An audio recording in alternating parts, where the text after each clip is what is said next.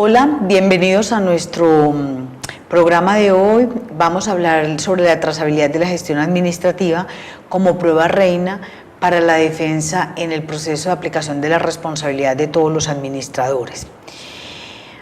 Para hablar del por qué debe generarse trazabilidad de toda la gestión del administrador, nos tenemos necesariamente que remontar a algunos aspectos que son fundamentales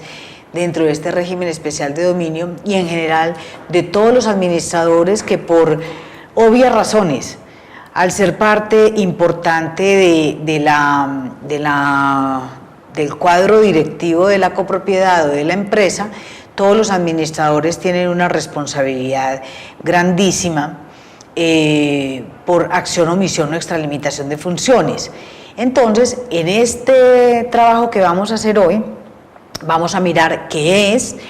para qué sirve ese proceso, por qué se debe hacer, cuál es su importancia, cómo funciona y en general cuáles son los aspectos generales de este régimen especial de dominio que se deben tener en cuenta para poder garantizar un buen proceso de empalme entre la administración saliente y en la administración entrante. Esa trazabilidad es importante porque recuerden que nuestro régimen normativo, concretamente el colombiano, no vamos a hablar de ningún otro territorio del universo, encuentra que ningún acto es intrascendente dentro de nuestro modelo jurídico porque todos los actos están en cualquiera de las tres categorías que aparecen en pantalla. Bien están prohibidos, ordenados o permitidos. Si esos actos están prohibidos, hay sanción para esos y se le fija responsabilidades. Si están ordenados, producen efectos jurídicos con todas las consecuencias jurídicas que eso puede acarrear, llegando incluso también a las sanciones. Pero si están permitidos, son actos que van a gozar digamos, de la anuencia y van a ser parte del día a día, que son importantes para quien tiene que demostrar que realmente no solamente cumplió con todas sus funciones, sino que logró los objetivos propuestos al realizar su actividad.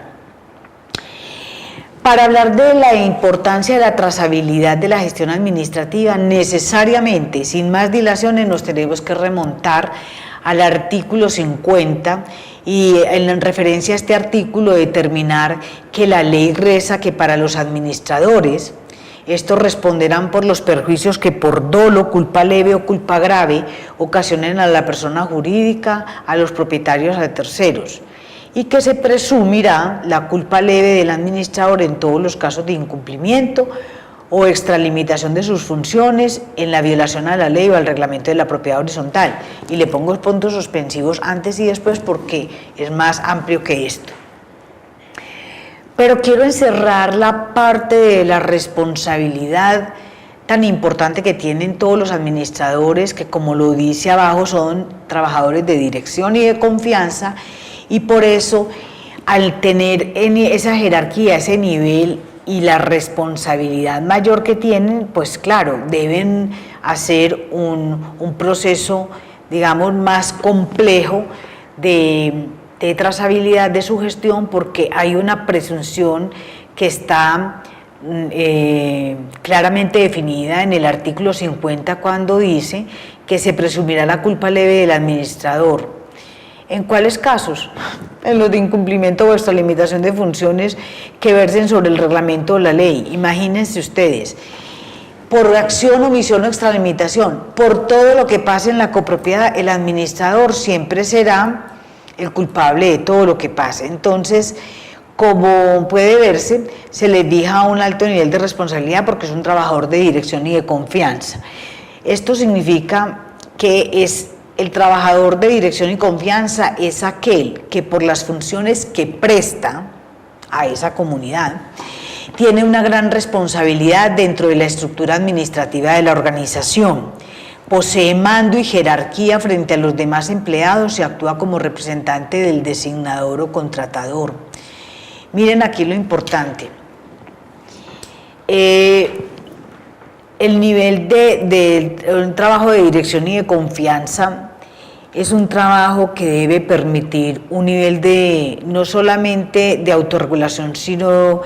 por el nivel de responsabilidad, porque cuando hay dirección y confianza, un trabajador no depende del horario de trabajo, no depende si está lloviendo, si tiene gripa. Él sabe que toda una organización está dependiendo de su gestión porque él controla, y en el mando jerárquico él tiene una decisión cuya responsabilidad tiene efectos vinculantes descendientes, ascendientes y en la misma línea de temporal que marca. Entonces es muy importante. Como estamos hablando de la necesidad tan importante que tiene la trazabilidad de toda la gestión de cualquier administrador dentro de su acción por ser o digamos dentro de su devenir, de esas facultades y esas funciones que les son delegadas, como son tan importantes en los resultados que ellos produzcan, pues se les exige el doble o el triple que a todo mundo. Entonces, ese nivel de precisión se hace y se da la solicitud a todos oficialmente de que hagan bitácoras donde lleven el día a día de la institucionalidad, no se lo dejen solamente a los porteros de la empresa o de la copropiedad. Háganlo ustedes como administradores para poder tener esas notas explicativas importantes que les darán a ustedes todo el soporte jurídico, técnico, contable y demás que puedan requerir en un momento determinado para ustedes demostrar con esa presunción que les ha fijado la ley, que usted hizo todo lo que fuera necesario de manera preventiva para no haber llegado allá, como un eximente de responsabilidad. Y por eso me atrevo a trabajar sobre el tema de la responsabilidad, porque el tema de la responsabilidad es un tema vital dentro de la trazabilidad de la gestión administrativa, por la responsabilidad que le implica a cada una de las personas que está metida en este cuento. Es que quiero mostrar cuáles son los antecedentes de esta palabra. Desde segundo primaria, todos sabemos, en la famosa cátedra de lenguaje, que nuestro lenguaje está conformado por prefijos, por sustantivos y o verbos, y los sufijos, que son los que nos dan las terminaciones que tienen resultados, digamos, para la formación de nuestro lenguaje. Entonces, nosotros tenemos un origen de latín y de griego, mucho más latinazgo que griego, y esta palabra proviene precisamente de un latinazgo que significa varias cosas. Con el prefijo re estamos hablando de que este término significa volver al punto de partida. Cuando yo estoy hablando de responder, estoy hablando de volver al punto donde se me entregó esa responsabilidad. Hablamos del verbo esponder, que significa prometer, obligarse y comprometerse. O sea, yo me comprometí, me obligué y prometí seriamente. Entonces, cuando alguien viene donde mí porque yo tengo que entregar una rendición de cuentas, significa que como me comprometí, me obligué y me prometí, debo volver al punto de partida de ese proceso que genera en mí la obligatoriedad de entregar, digamos, unos resultados determinados. Y el sufijo, que es la terminación de bili, que significa que se puede, que es capaz y que es posible, y la terminación ad, que significa que es la cualidad de eso, o sea, que es la cualidad de capacidad, de posibilidad, y que de cumplir eso que se ha prometido. Y por eso la responsabilidad es un trabajo tan importante en materia de la exigencia de las obligaciones que tal vez por tema legal o por tema estatutario se le fije a este tipo de personas. Por estas razones, entre otras, es que el administrador de la copropiedad debe dejar trazabilidad exhaustiva de su gestión y de las razones por las que prevalece la presencia de circunstancias de tiempo, modo y lugar sobrevinientes y por lo tanto fuera de lo planificado, lo obligan a tomar decisiones o a adelantar actuaciones con las cuales debe hacer prevalecer el interés general sobre el particular y por las cuales debe responder. Importantísimo, importantísimo. La trazabilidad es un elemento que genera la posibilidad de demostrar que hubo hechos sobrevinientes sobre los cuales hay que aplicar correctivos y que nada tenían que ver con el tema de digamos, del resultado que se está mostrando, porque no podía preverse que eso iba a suceder. Pero aquí hay un tema muy importante, que es el listado de requerimientos que un proceso, no solamente de empalme, sino un proceso de gestión administrativa debe hacerse, pero empieza e inicia desde el empalme. ¿Qué pasa cuando un administrador le recibe a otra persona? En el recibo del proceso de administración, muchas de las cosas que se ven en el mercado, en el diario vivir, en toda la sociedad, es que quien entrega hace un acta en donde dice día, lugar, fecha y hora, en la que una persona le hace entrega a otra de una cantidad, un inventario importante de elementos físicos, donde le está diciendo que le entrega una chequera, que le entrega unas carpetas, que le entrega el escritorio, el computador, los libros contables y todo eso. Eso no es un proceso de entrega. Eso es un microproceso dentro del proceso de entrega. La entrega de la administración tiene que contemplar como mínimo los 4 cuadrantes del régimen administrativo de la propiedad horizontal. ¿Qué quiero decir yo con esto? Que el administrador tiene un área netamente administrativa, un área netamente técnica de mantenimientos, un área netamente contable y financiera y un área jurídica que le da soporte a toda su gestión. Importantísimo entender que las 4 están interrelacionadas, porque todo lo que yo hago en administración está con parte integral de cada uno de esos elementos que hay allí. Pero tienen unos límites, porque el proceso administrativo es elaboración de documentos, guardar documentos, archivarlos, someterlos a un registro único de documentos con control de la información.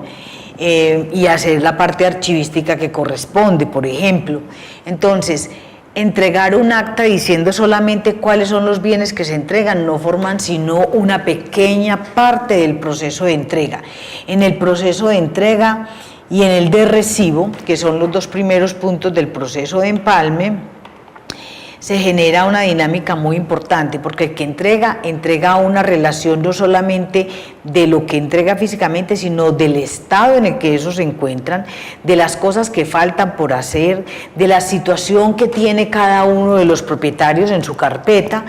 de los actos que están en juzgados, si existen o no demandas en contra de la copropiedad, si la copropiedad ha demandado o no.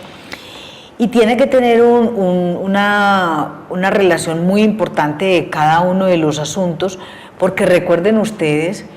que las pólizas de seguros guardan relación estricta con el tema de los mantenimientos y los requerimientos necesarios que deban ocurrir como temas preventivos para el tema de pago de siniestro en caso de la ocurrencia de uno de ellos. El problema aquí más grande, yo diría que está precisamente en que no hemos podido entender que hay una cantidad, un montón de elementos que, aunque son parte de un ciclo PHVA, que es la planificación, la ejecución, el control y volver a revisar para volver a mejorar, hay una secuencia de hechos, una secuencia de documentación, y unos antecedentes importantes que tiene que conocer quien vaya a llegar a administrar para poder seguir dentro de esa trazabilidad el ejercicio fundamental de la protección del patrimonio y la calidad de vida de toda la comunidad que está allí. Por ejemplo, hace parte de estos, por ejemplo, la revisión del alcance de los contratos suscritos de la copropiedad con los que se viene trabajando. Es una cosa bastante común encontrar administradores que llegan a un cargo y dicen, no, yo no trabajo con ese contador, no trabajo con ese abogado, no trabajo con esta empresa que hace aquí mantenimiento durante 7 años porque yo traigo todo mi equipo. Si bien es cierto, la ley no lo prohíbe, el ejercicio fundamental de trabajo que se viene haciendo por parte de las copropiedades es que todas las personas y todas las cosas que le den seguridad a la comunidad deben quedarse así, porque el administrador es un mero ejecutor. Y eso se vuelve muy difícil cuando los copropietarios encuentran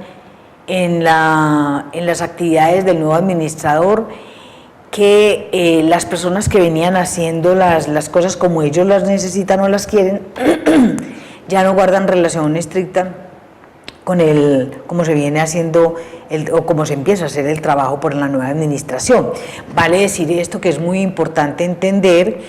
que aunque hay resistencia al cambio en muchas personas, cuando la gestión que se cambia es porque notoriamente va a mejorar la calidad de todo lo que pasa dentro de la copropiedad, eso es bueno e importante. Lo que no puede ser es que demerite el trabajo de toda la comunidad, porque para cambiar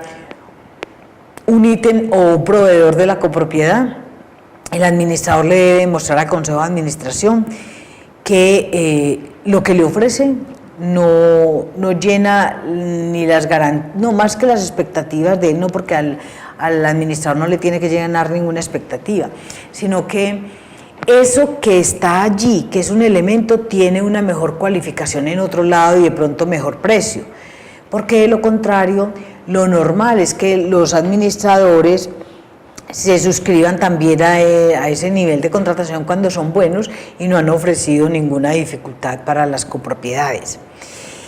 Ya eso es en el proceso de empalme, cuando él llega y tiene que recibir para empezar a conocer cómo funciona la comunidad. Lo otro es cuando uno encuentra ya que ha quedado en firme, que le han entregado a uno, que ha recibido las fotos, las carpetas, las relaciones, todos los elementos de categoría importante, que son datos reales, concretos y firmes, datos seguros para poder generar, digamos, una transición sin grandes tropiezos, que le permita a la gente sentirse tranquila respecto de la persona que viene y de las circunstancias que van a manejar con la copropiedad. Los inventarios y la organización de archivos es muy importante. Uno de los problemas más graves que tienen los copropietarios y las copropiedades es que en algunos casos las copropiedades no cuentan ni siquiera con archivos, no tienen dónde guardar toda la documentación que producen y se las llevan los administradores, con lo cual esos administradores, si se van molestos con la copropiedad, van y queman o botan toda la documentación que es vital para la vida de la copropiedad. Sea cual sea la parte de la copropiedad, y si no tiene lugar físico para tenerlo, debe buscar el sistema de archivos digitales para que pueda tener todo, aunque sea en un disco con la seguridad que amerita, digamos, el manejo de esa información.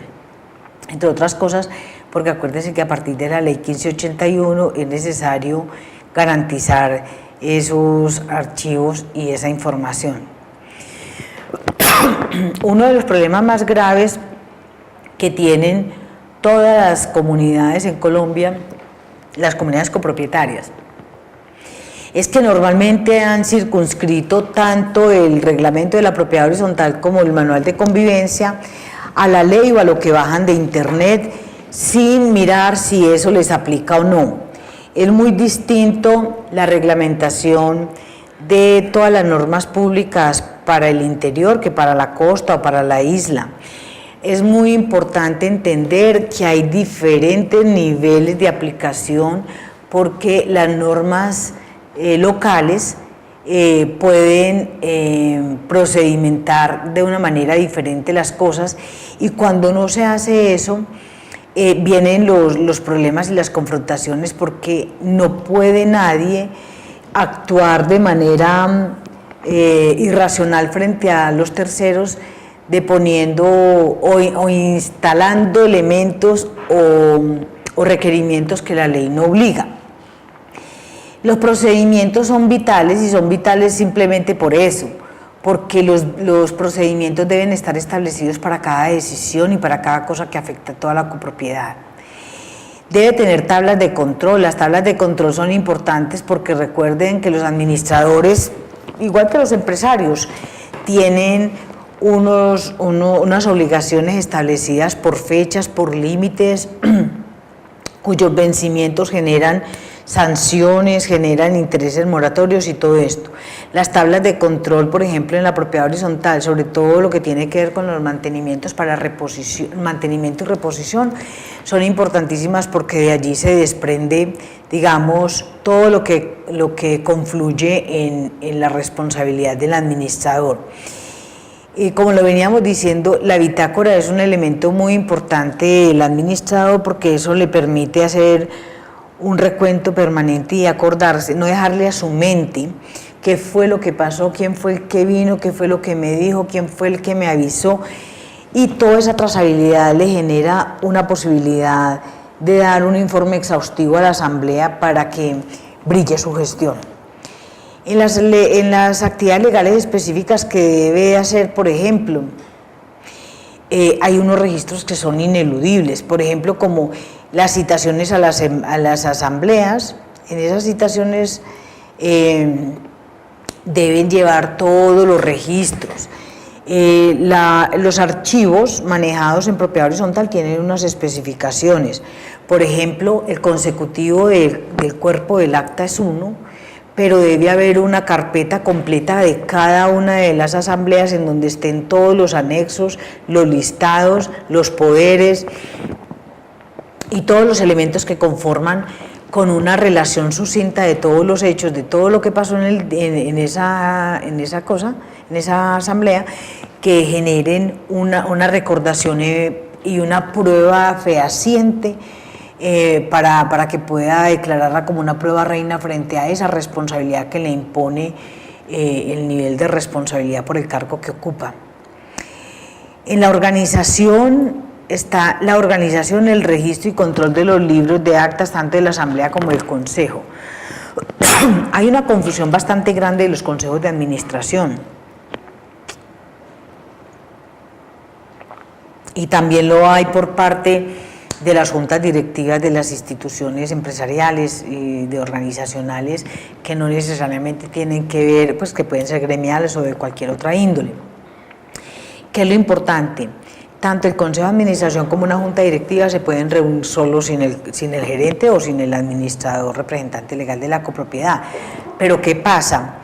Que normalmente las personas son muy perezosas y no hacen el ejercicio de tomar notas, ¿cierto?, para levantar el acta, porque y exigen que sea el administrador el que lleve los controles, que haga las actas y todo eso.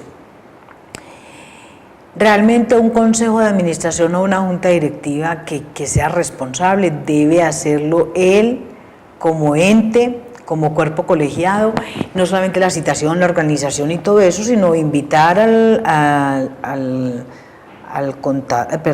revisor, al gerente y al administrador, para que entregue una relación o una información específica de las actividades que dependen de la dirección de ese cuerpo colegiado que está haciendo el control interno dentro de la organización. Pero más allá de eso es importante, es porque al administrador solamente, de acuerdo con la ley, le compete no elaborar esos documentos, sino custodiarlos. Ojo con eso. Tenemos luego la organización, el registro y el control del libro de propietarios. El libro de propietarios no es si lo quieren hacer. De hecho, hay que abrir un mini proceso para las personas que no entregan esos datos, porque la obligatoriedad es que el administrador tiene que tener una información clara para poder responder por la seguridad de bienes y de personas dentro de la copropiedad, y tiene que saber quiénes son los propietarios, quiénes son los residentes, a título de qué están allí, quién vive con ellos, qué cargos desempeñan. Esa información, por supuesto, que no puede ser del resorte de todo el mundo, y por eso el administrador está obligado a hacer una custodia especial de toda esa información. Pero el registro de control, el registro de propietarios es importantísimo, porque eso depende el nivel de control sobre toda la comunidad para el ejercicio fundamental de poder tener el ejercicio completo del control para la seguridad. En la organización, el registro y el control de contabilidad de los estados financieros de la copropiedad. Los estados financieros de la copropiedad deben permanecer dentro de la copropiedad. Los documentos contables no deben salir. Y si por fuerza mayor deben salir de la copropiedad, deben salir con una carta remisoria, con un checklist completo, y volver a recibir. Tiene que haber registro de salida y registro de entrada de toda la contabilidad,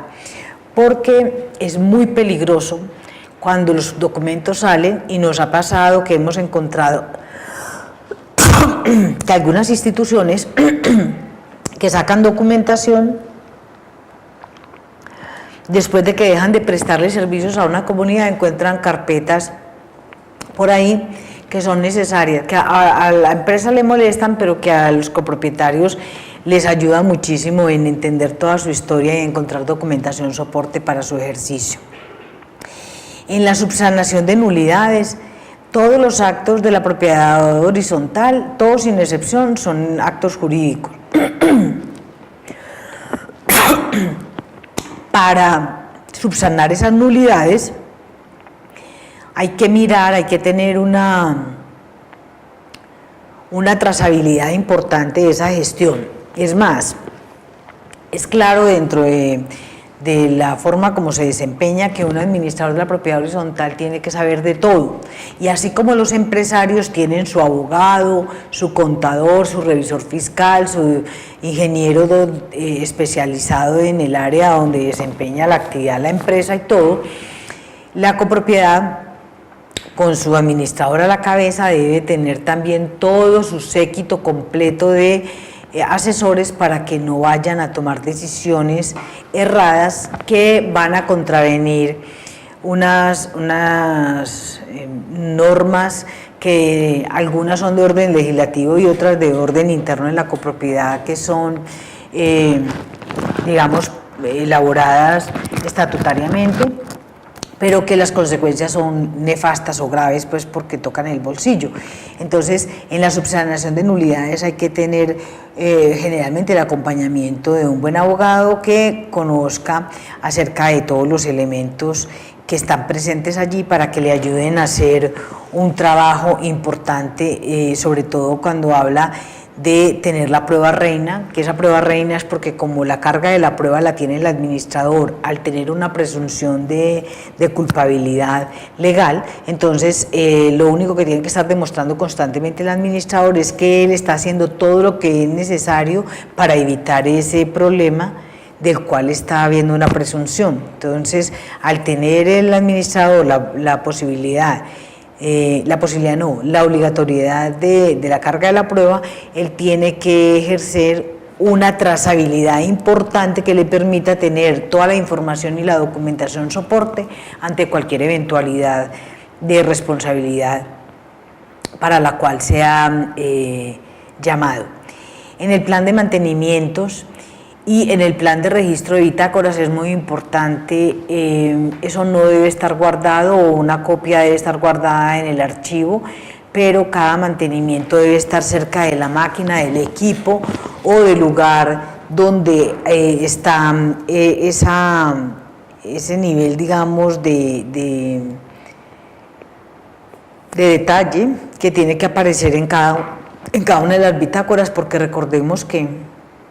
uno de los problemas más graves que tenemos dentro de la propiedad horizontal es que todo es jurídico, y en los temas jurídicos una coma cambia absolutamente todo el esquema de trabajo y puede imponer una responsabilidad distinta.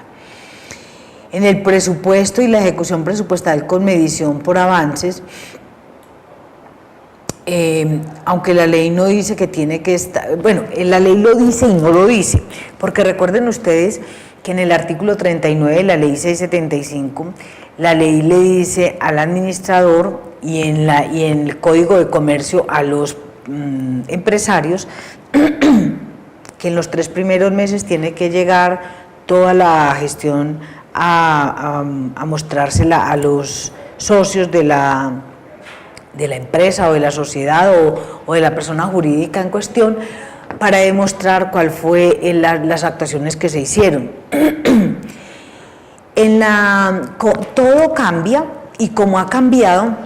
aunque la ley dice que hay que ir a entregar una rendición de cuentas, en la medición por avances sobre la ejecución presupuestal resulta interesante armonizarle ese contenido con las nuevas técnicas, los nuevos modelos de desarrollo administrativo, porque hay muchas técnicas de administración que pueden, digamos, generar a través de las herramientas unos controles específicos más interesantes para que la ejecución presupuestal tenga, digamos, una forma de presentarlo de manera más didáctica y que la gente de pronto así lo entienda. En la rendición de cuentas mensuales y anuales resulta que es muy importante entender, así como el gerente de una compañía comercial tiene que rendirle cuentas mensuales a su junta directiva, aquí pasa exactamente lo mismo. El administrador le rinde cuentas a su consejo de administración, pero es muy importante que se entienda que eso no lo exime de la rendición de cuentas anual, que por ley hay que entregarle a toda la asamblea. Los administradores también tienen una cantidad importante de trámites urbanísticos. Desde 1991 Colombia definió a través del POT, el plan o el PBOT, que es el Plan Básico de Ordenamiento Territorial, que es para municipios pequeños, generó una dinámica importante de normas que nos van a permitir que las ciudades crezcan con un nivel de ordenamiento específico, que no sigan haciendo cosas a la loca sin un trazo urbanístico importante que permita el desarrollo armónico de la ciudad con los servicios y, digamos, bienes y servicios que requiere la comunidad. Entonces, para ello, los trámites urbanísticos se dividen en licencias y un montón de tipos de licencias que están generalmente muy ligadas al desarrollo de las copropiedades por la naturaleza jurídica de esos bienes. Se requiere hacer un mantenimiento específico, a veces hay reposición, mantenimiento de fachadas, una cantidad de cosas que tiene que conocer y que tiene que aplicar el administrador, que están sujetas a la normatividad, no solamente nacional, sino a la forma como lo aplican en cada región o en cada municipio. La planificación y el control de obras de reparación, reposición, reformas y todo con o sin interventoría, las copropiedades tienen un ejercicio más complejo. ¿Qué pasa en las empresas? Pues en las empresas es fácil porque siempre habrá un ingeniero, un jefe de área que estará midiendo todo lo que están haciendo de las obras para saber si eso se va ajustando a la realidad de lo que requiere como su trabajo. Pero en las propiedades horizontales pasa algo muy terrible, es que los administradores de la propiedad horizontal, como es un oficio, no tienen un esquema mental claro sobre, digamos, el conocimiento específico de la propiedad horizontal, y por eso no pueden ser al mismo tiempo contadores, abogados, ingenieros con 4 o 5 especialidades en ingeniería y administradores, porque eso tiene varios inconvenientes. Las personas que tienen conocimientos generales y no tienen conocimientos específicos o particulares tienden a ser generalistas y por lo tanto cometen muchísimos errores. En segundo lugar, porque la calidad de administrador con cualquier otra de las profesiones puede verse, digamos, afectada con su tarjeta profesional en otro ámbito, porque la calidad del trabajo que ofrece no es como profesional con tarjeta profesional, sino como un profesional que tiene unas herramientas importantes para poder hacer el ejercicio administrativo, que es bien diferente al tema de la responsabilidad que se le fija por esa función. En total, podríamos hablar que la persona inteligente es la que tiene todo su equipo, tiene un contador, aunque ella sea contadora, tiene contador aparte, tiene revisor aparte, tiene abogado aparte, tiene ingenieros aparte y tiene un séquito de personas que se dedican a eso todo el tiempo para que su tarjeta profesional, por la coexistencia de esas dos cosas, no le traiga consecuencias serias a su vida. En el seguro de los bienes comunes tenemos muchos problemas. ¿Por qué? Porque los riesgos solamente se ven de parte locativa. Y eso lo mira la compañía de seguros y nos hace una revisión, digamos, de los elementos que son muy, muy visibles. Pero en el seguro de los bienes comunes, que realmente está condensado dentro de las zonas comunes normalmente, pues existen una serie de elementos allí que entran en discordia con el tema de la copropiedad, cuando son infra o supravalorados esos bienes, porque tratan de evitar siempre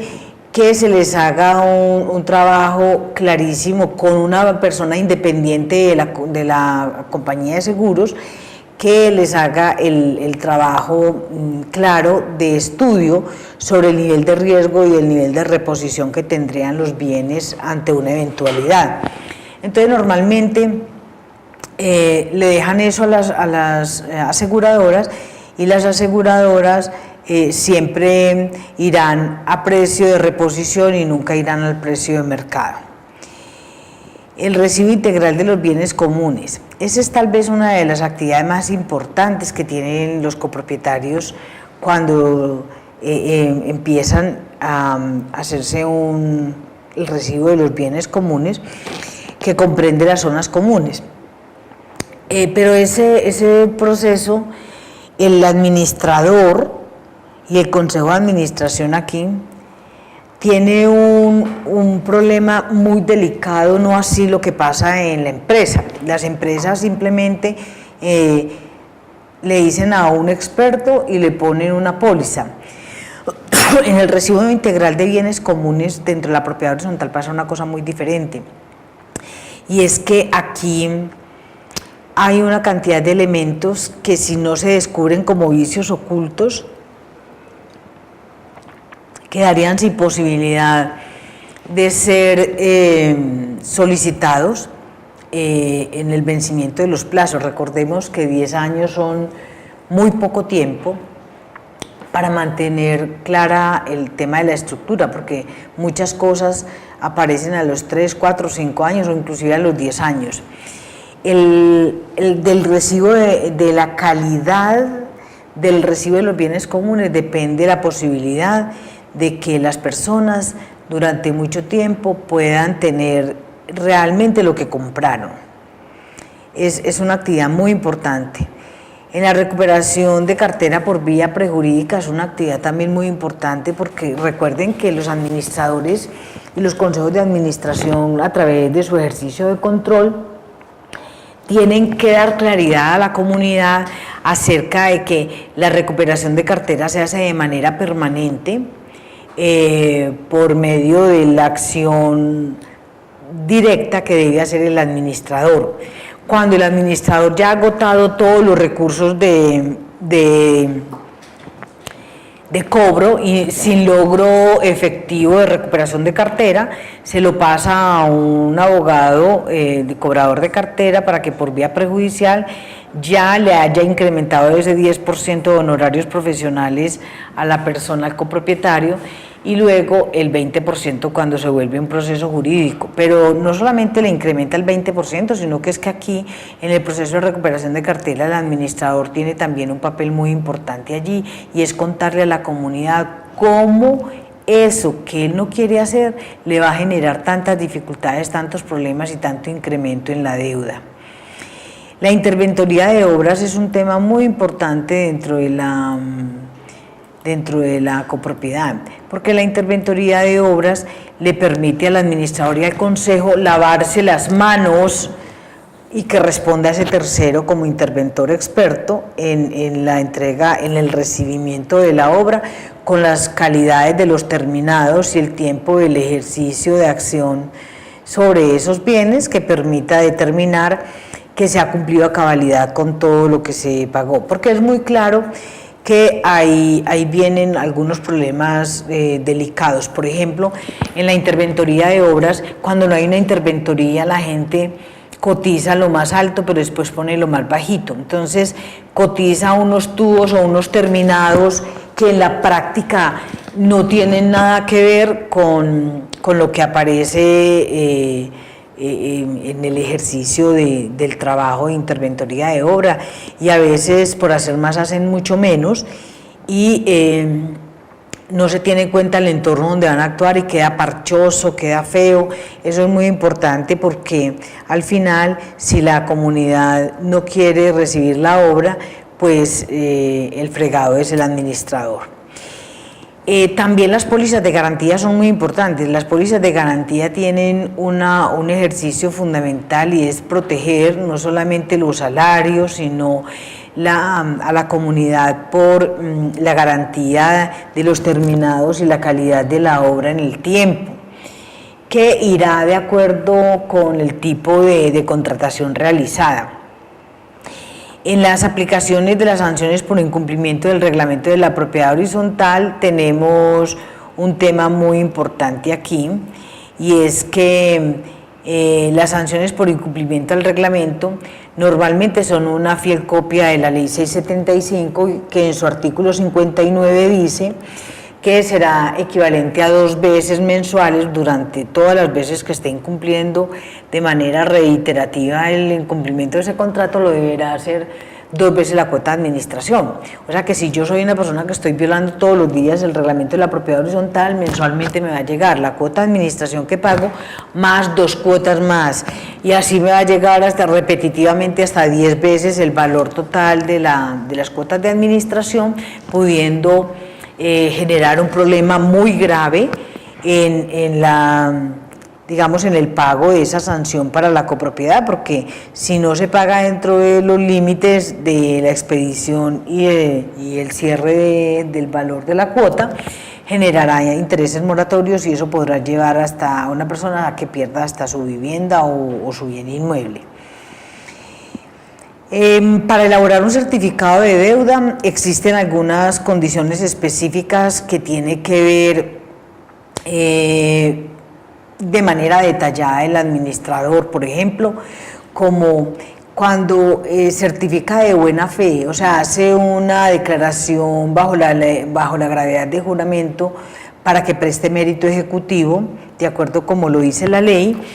sin más dilaciones, sin más requisitos y sin más nada que la firma del administrador, y le dice a eso que es un certificado de deuda, pero el administrador debe elaborar ese certificado de deuda conforme existe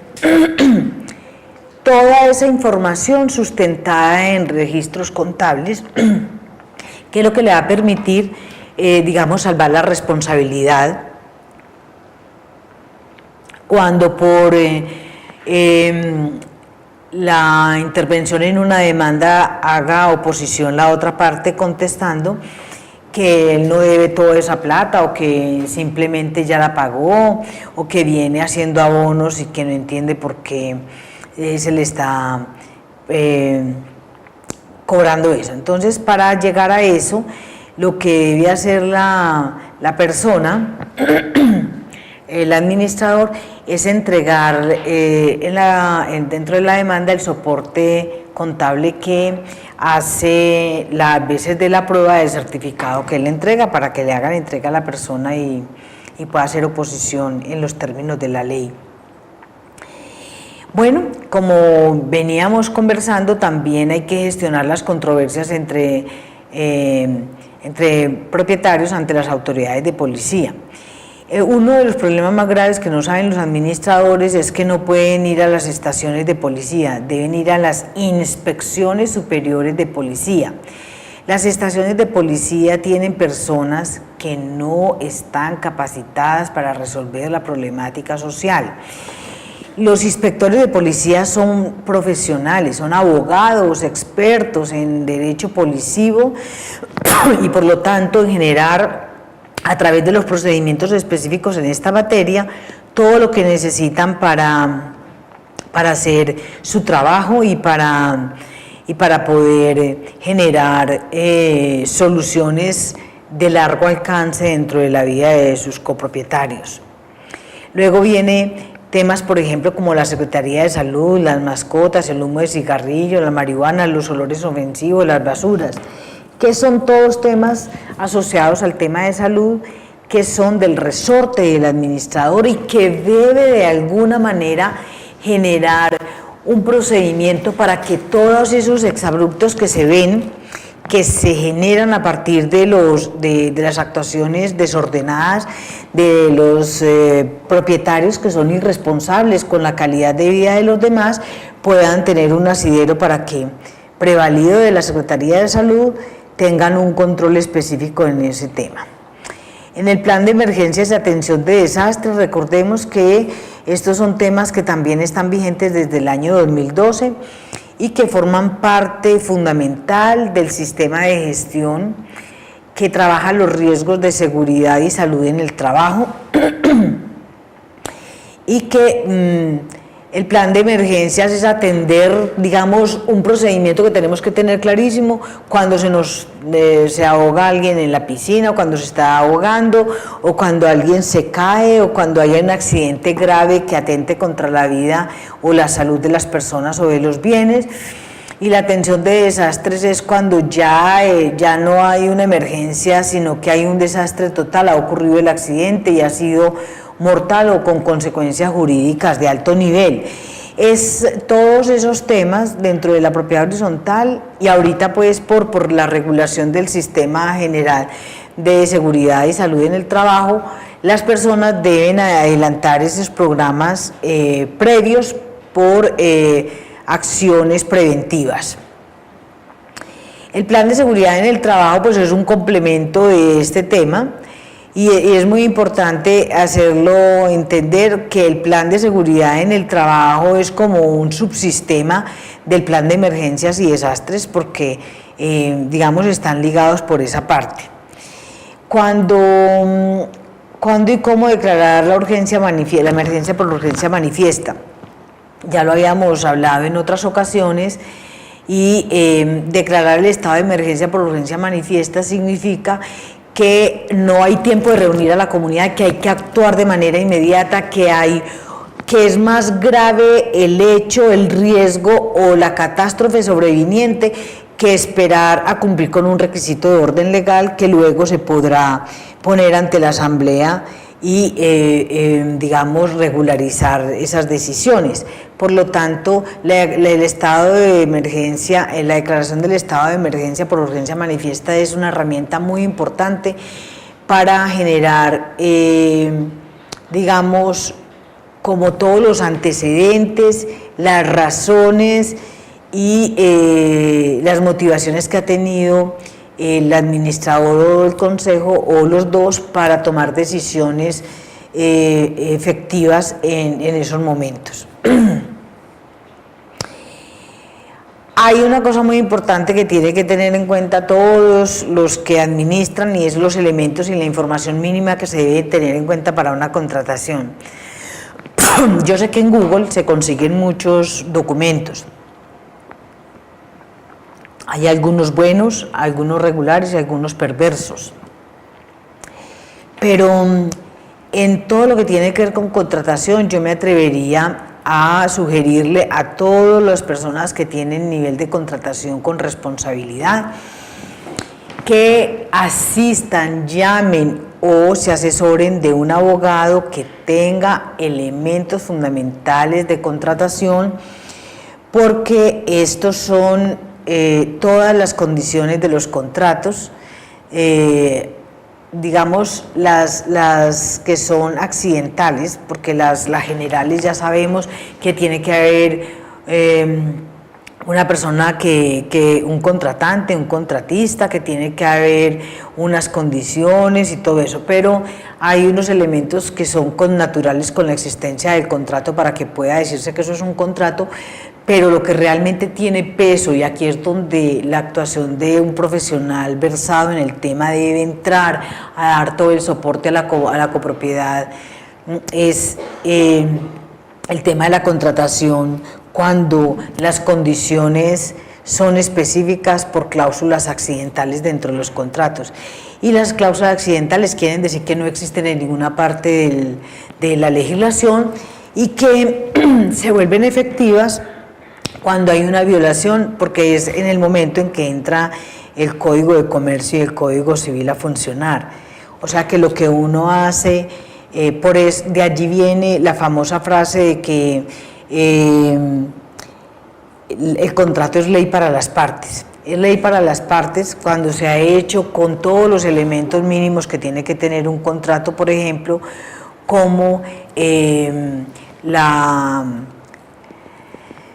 existencia de esos elementos mínimos que tiene que tener,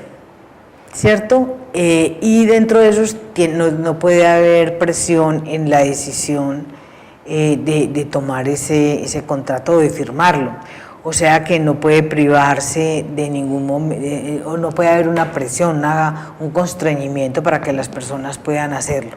Entonces es muy importante ese tema, puesto que de allí depende una gran cantidad de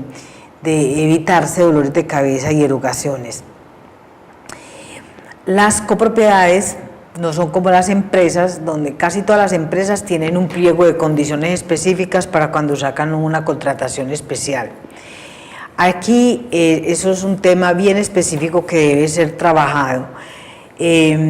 Todas las condiciones de las obras y de lo que debe lograrse con cada uno de los temas tienen unos términos de referencia y debe ser como el común denominador de todas las personas que manejan bienes de terceros para que nunca haya problemas en ese sentido.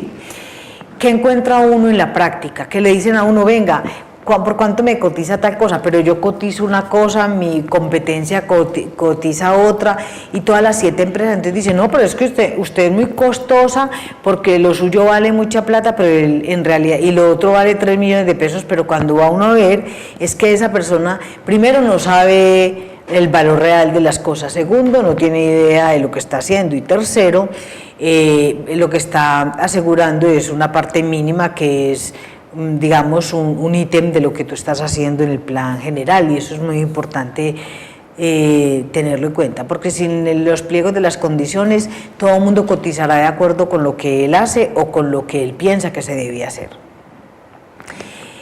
Muy bien, el mantenimiento de edificios y fachadas, cada vez cobra más importancia este tema, y la legislación del riesgo y el manejo del riesgo en las copropiedades todos los días pues obliga a mayores controles en este tema. Luego, desde 1890, o sea, hace más de 200 años, Colombia legisló acerca de la obligatoriedad de mantener las fachadas en condiciones óptimas para que no se vea fea la ciudad. Sin embargo, ese es un tema que solamente hasta ahora se está retomando.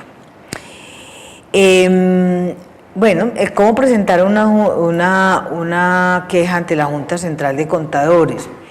Desafortunadamente, muchas de las copropiedades tienen un problema muy delicado respecto del manejo de las contabilidades y desafortunadamente de los revisores fiscales que por desconocimiento de lo que es este régimen, pues pecan por acción u omisión. La Junta Central de Contadores, a través de su órgano disciplinario, tiene en la página web de la Junta Central de Contadores unos esquemas para poder poner digamos, la queja y hacerle seguimiento a la sanción si dentro de la investigación se llega al acuerdo de qué es lo que necesita. Bueno, Y llegamos a un punto álgido que vive casi todas las copropiedades, y es la información útil sobre parqueaderos y aislamiento según el estrato y la copropiedad. ¿Qué es lo que estamos viendo? Que de acuerdo con la política de vivienda social del Estado, hay un tema que se ha vuelto muy complejo porque, digamos, el acceso a los créditos y a la bancarización es cada día más fácil, por lo tanto las personas tienen más oportunidades cada día de, con su trabajo, pues mejorar las condiciones de vida, y ya pasan de la moto clarísimamente al carro, al vehículo. Entonces tenemos un problema. En las unidades de estrato socioeconómico 1, 2 y 3, yo diría que en el 2 y el 3, porque en el 1 todavía no he visto copropiedades, hay un tema que se vuelve aquí un poquito difícil de manejar, y es cómo se le permite a las constructoras generar una copropiedad con 400 apartamentos y 190 parqueaderos, si esa es una manzana de la discordia en todas partes. La gente no quiere dejar que su carro amanezca en la calle, no quiere permitir por nada del mundo que el trabajo que le ha costado la consecución de su vehículo, además porque es una seña de poderío, de trabajo de la gente, de mejoramiento de su calidad de vida. El carro en el ideario social nuestro tiene muchísimo valor como un elemento de, digamos, de posición social. Entonces, para la gente su carro es importante, y uno de los problemas más graves es que no tienen dónde guardarlos. Esto se está convirtiendo en un problema. Y ahora también otro de los problemas crecidos es en las unidades donde, a pesar de que tienen parqueaderos disponibles, se presenta, por ejemplo, que tienen 2 vehículos grandes y 2 o 3 motos, entonces se salen de las líneas, y esto está generando un problema muy delicado que maneja el tema de la convivencia. Como todo esto son temas que deben ser claramente demostrables por parte de los copropietarios para con el administrador, y el administrador a su vez frente a los órganos de la administración pública y a la asamblea y el consejo, se le vuelve un problema, digamos, un poquito complicado, cómo darle sentido a todo eso por lo que él tiene que responder. Si uno mira, por ejemplo, en el artículo 50 de la ley 675, de los numerales del 1 al 13, uno nota que, digamos, esas generalidades de las que habla allí, cómo se conserva, cómo se mantiene, cómo se asegura una copropiedad, si tú eres el encargado de que ese nivel de conservación sea óptimo, que el mantenimiento sea óptimo y que tenga seguridad para bienes y personas, y los que están allí, que son los dueños, que son los implicados, que son los primeros en la responsabilidad, en esa cascada de responsabilidad, pues no quieren responder. Eso se vuelve difícil de manejar, pero la trazabilidad le quita también, digamos, presión a la vida del administrador, porque todo eso debe dejar no solamente todo ese recuento de hechos que están generando prevención en esas cosas por las cuales él debe responder, que es todo lo que pasa dentro de la copropiedad, pero también tiene una cosa muy importante, y es con los efectos importantes de los actos que deben trasladarse a la comunidad a través de las asambleas, para que sea la asamblea la que defina las cosas y el administrador pueda quedar exento de responsabilidad presente y futura. El pasado no existe si se tiene en cuenta que, digamos, las comunidades no sabían nada de propiedad horizontal, pero este presente sí. Este presente es importante porque resulta que las comunidades están en este momento vinculadas a un proceso un poquito más complicado, que es el tema de la responsabilidad pecuniaria y por la responsabilidad extracontractual que se deriva de las exigencias del Sistema General de Protección y de Salud y Seguridad en el Trabajo, y la necesidad del plan de emergencias. Si se tiene en cuenta que nosotros, concretamente el Valle del Cauca y sobre todo Cali y sobre todo la zona del sur, estamos en el cono de Cañaveralejo, que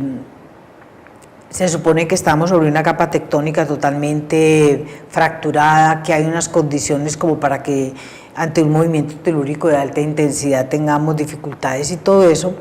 pues eso nos tiene que hacer reflexionar acerca de cómo manejar todos estos elementos de manera sincrónica, responsable, armónica, que nos permita estar preparados para todas las eventualidades que resulten. Y por eso es que la trazabilidad de toda la gestión administrativa como prueba reina, porque le está diciendo al juez, señor juez, a mí me demandaron, me denunciaron, o usted me está llamando por la responsabilidad que me fija la ley, pero es que yo hice todo esto. Mire, en primer lugar cité a la asamblea, en segundo lugar coticé, en tercer lugar sometí a consideración de la asamblea, en lugar cuarto salvé mi voto, hice todo, hice todo esto, y la gente fue la que decidió. Los responsables decidieron que yo no lo hacía. Entonces, como yo no trabajo bajo mi absoluta responsabilidad sola, con plena autonomía, porque la autonomía también es relativa, a pesar de que tiene tanto poder el administrador, tiene una autonomía relativa frente a este régimen, empieza por demostrar que los efectos que sus decisiones han generado, aunque no hayan hecho el logro efectivo de que la gente se haya vinculado al proceso, de toda manera lo que se está diciendo es, ustedes hicieron este trabajo, yo les demostré los problemas tan graves que pudieran desprenderse de ese, como yo hice y como demostré que por ley yo tenía que tener todo eso, porque era la que tengo la culpa de todo lo que pase, yo tengo que demostrar que todos esos riesgos desde mi área,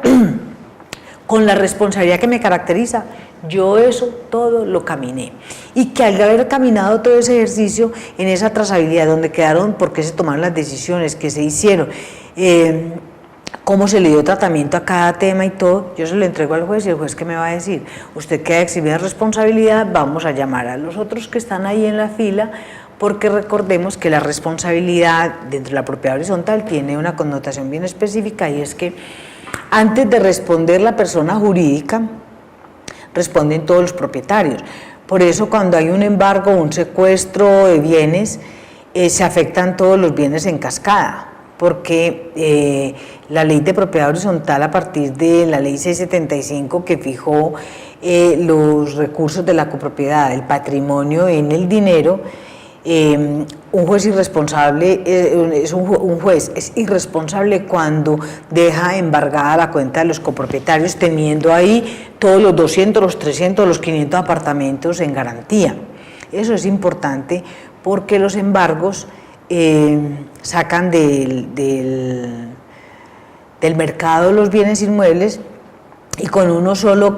se afectan todos, y con uno solo que tenga que vender, se dispara ahí el problema para que todos lo solucionen. Entonces, pero no dejar a una copropiedad sin ninguna posibilidad de manejar sus recursos, porque sería castigar a todo el mundo por el tratamiento de uno.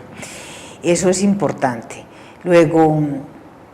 ¿qué pretende esa trazabilidad? Dejar clarísimamente establecido a través de esas pruebas de trazabilidad, de todas esas anotaciones, por qué se tomaron las decisiones para eximirse de responsabilidad frente a la carga que le pone la responsabilidad de la ley 675 al administrador o al cuerpo que lo eligió, como en este caso ese Consejo de Administración. Bueno, eso es todo por hoy. Agradezco mucho que estén aquí y nos vemos en una próxima ocasión.